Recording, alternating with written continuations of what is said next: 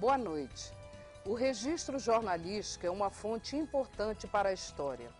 E a história também é fonte para o jornalismo. O jornalismo narra o presente e a história narra o passado. Ambos têm uma grande responsabilidade ao narrar seu tempo. Se o jornalismo falhar com a veracidade dos fatos, a história pode registrar um erro. E como a história é um documento, o jornalismo poderá se equivocar ao recorrer à história, repetindo e legitimando o erro documentado. Para a imprensa da década de 50, seria mais espetacular uma lei antirracismo ter como base a ofensa sofrida por uma estrela negra americana em um hotel paulista. Não seria a mesma coisa em se tratando da defesa de um motorista, vítima frequente de racismo no cotidiano carioca. Talvez tenha sido este o ponto de equívoco entre o jornalismo e história que foi repetido e atualizado em um dos programas da TV Brasil. O assunto de hoje foi provocado pela manifestação de uma testemunha da história que iremos recontar. O telespectador Agenor Nunes de Oliveira reclama a correção de um erro de informação histórica veiculado pelo programa De Lá Pra Cá na TV Brasil. Ele viu o programa no YouTube 6 meses depois de ter ido ao ar em maio deste ano.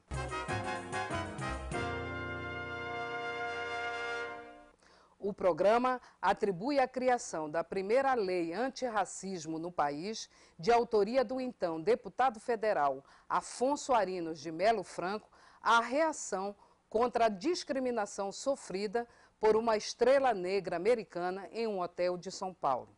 Uma versão equivocada da história. Houve 2 equívocos.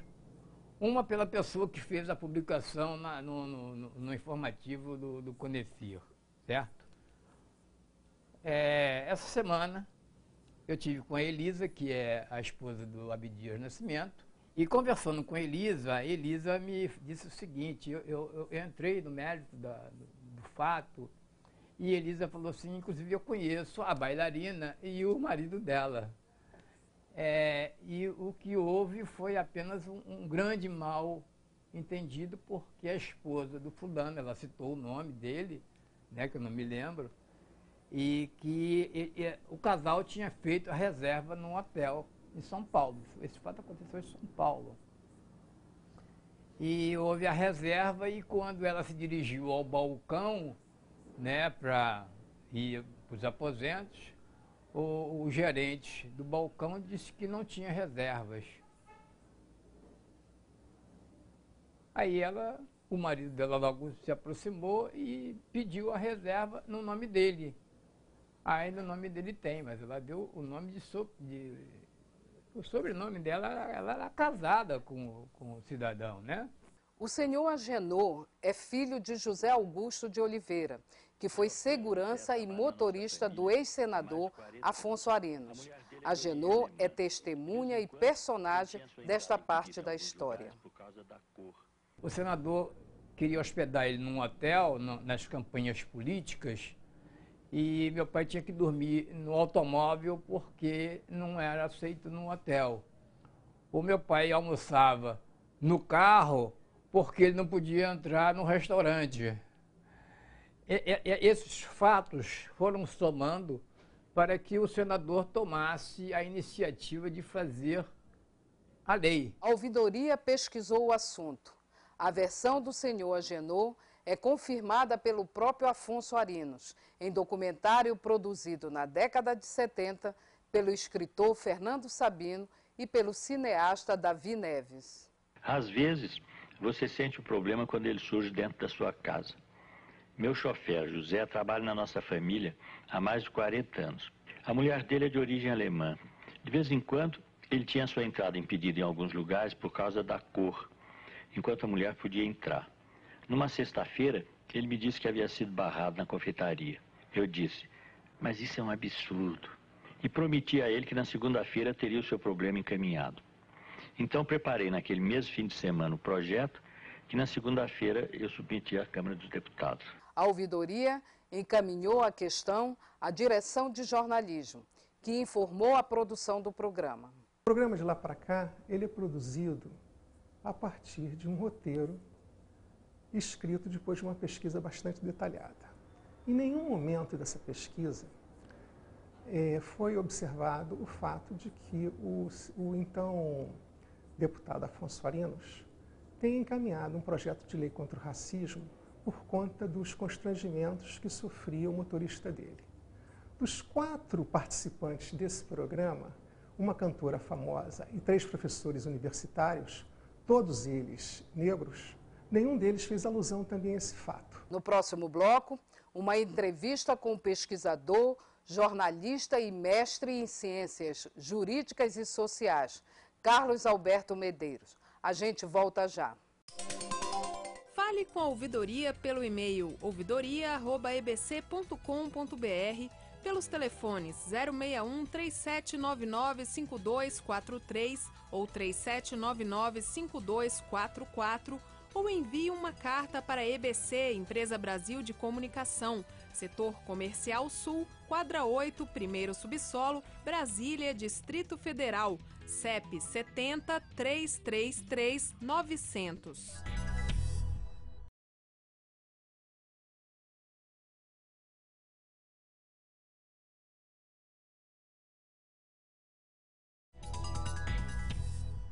Estamos de volta e vamos falar sobre o peso do jornalismo na construção da realidade social.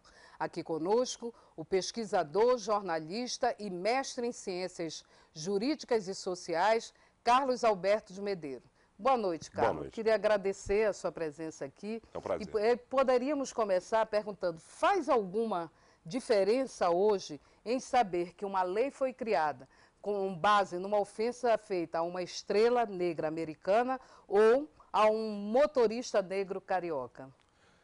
Eu me lembro de uma piada, eu fiz comunicação, uma piada que circulava, se falava do seguinte, é notícia quando um cachorro morde uma pessoa? Não, mas se uma pessoa morder um cachorro, será notícia. Então, disse essa busca da espetacularidade. Então, o fato de se tratar de uma celebridade, evidentemente, trazia mais sensação à notícia. E, ao mesmo tempo, era uma época em que, nos Estados Unidos, predominavam a segregação oficial, os linchamentos, o racismo explícito. E ser uma negra americana ser discriminada no Brasil também trazia mais esse aspecto emocional de sensação à notícia. Eu creio que é por aí. Mas isso faria alguma diferença hoje? Faria alguma diferença à realidade social? Eu creio que... Tomar conhecimento de um fato como esse? Eu, a partir de agora, vou divulgar isso, que eu próprio não sabia. Você ter um motorista negro, uma pessoa com quem você poderia conviver no cotidiano, alguém que faz parte da sua realidade, eu creio que tem muito mais impacto do ponto de vista de isso ter um peso na situação, consequências na situação brasileira, do que com o americano. O americano, no caso, seria um incidente esporádico, né? Quantos negros americanos vinham ao Brasil naquela época? Agora, ser como um motorista, alguém do nosso cotidiano, é bem diferente. E o senhor tem algum outro exemplo que a gente que ilustrasse uma situação como essa? Por exemplo, há pouco tempo, coisa de meses atrás, nós tivemos uma grande polêmica a respeito de uma obra de Monteiro Lobato, que foi avaliada pelo Conselho Nacional de Educação, e o Conselho acaba sugerindo, então, que essa obra, para ser apresentada, a obra comprada com dinheiro público, apresentada em sala de aula para crianças de ensino fundamental, tivesse que ser contextualizada. Esse contextualizado foi traduzido pela imprensa como censura. E, a partir dali, se passou a falar em censura, uma coisa horrorosa, a obra do grande escritor Monteiro Lobato. O fato de ele defender, por exemplo, que o Brasil tinha que ter uma Ku Klux Klan, evidentemente, fica fora dessa discussão. Então, a imprensa, nesse caso, nitidamente distorceu o debate. E, voltando à questão da lei Afonso Arinos, né, a gente poderia dizer hoje que a imprensa, ao trazer fatos do passado e esse erro cometido, que hoje nós conseguimos, nem sempre a gente tem condições de corrigir, né, ou de apresentar tanto tempo depois. E trazer esse fato do passado para a construção do presente com o erro, isso tem alguma significação na vida, no cotidiano, né, da sociedade? Eu acho que, entre outras coisas, isso pode possibilitar uma reflexão a respeito de algo mais geral, ou seja, o quanto isso ocorre inevitavelmente, né? Às vezes é intencional e muitas vezes não, como eu creio que foi esse caso,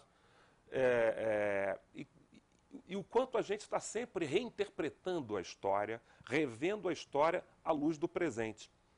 Ela está sempre sendo reescrita a partir de conceitos novos, de ideias novas. Então isso a gente precisa sempre ter em mente quando está examinando um fato histórico, sobretudo um fato histórico que se relaciona ao presente tão fortemente quanto esse da discriminação racial. A gente costuma até dizer, né, na área de comunicação, que o fato do jornalismo ser um discurso do presente e a história ser um discurso sobre o passado e combinar, né, misturar esses dois momentos da história, né, do fato em si, isso faz com que o jornalismo hoje seja visto.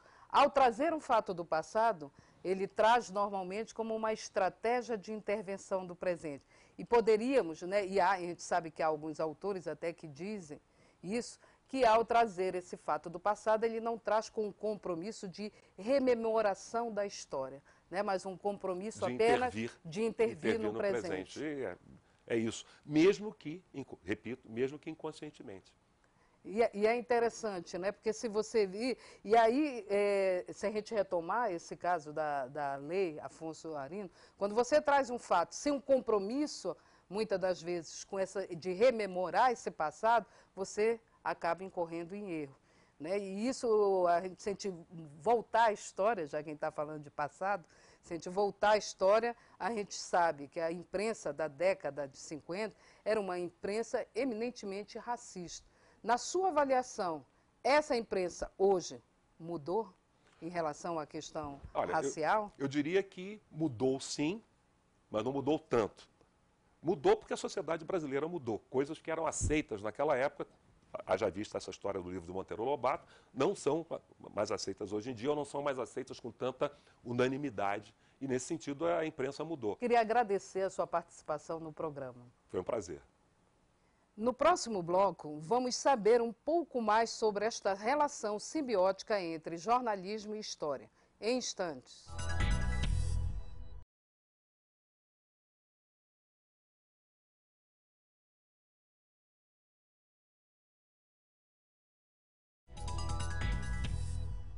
A ouvidoria considera fundamental que os estudiosos das diversas áreas possam trazer seus conhecimentos para o público em geral e também para os profissionais que produzem os conteúdos da TV Brasil. Na edição de hoje, a Escola de Comunicação da Universidade Federal do Rio de Janeiro contribui para este nosso debate sobre o jornalismo na construção da história. Os meios de comunicação jornalísticos são fontes fundamentais para o estudo da história, né? Já se disse que o jornalismo faz uma certa historiografia do cotidiano.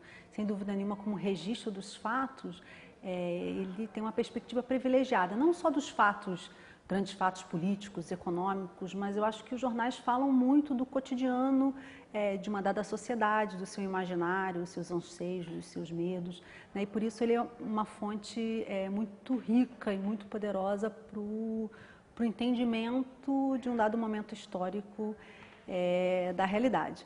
Mas como qualquer narrativa sobre a realidade, o jornalismo não é neutro, como não é nem um discurso científico, né? E por isso acho que ele demanda, se por um lado ele é uma fonte poderosa e privilegiada, acho que ele demanda também, por parte do historiador ou do cientista social que for utilizá-lo como fonte histórica, demanda também um olhar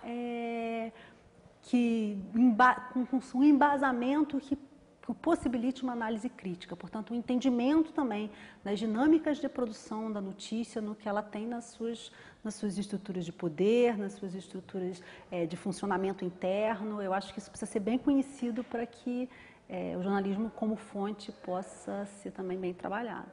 As relações entre jornalismo e história são extremamente complexas, porque Não só porque o jornalismo fornece fonte de material permanentemente para a história, mas também porque o jornalismo trata da realidade temporal.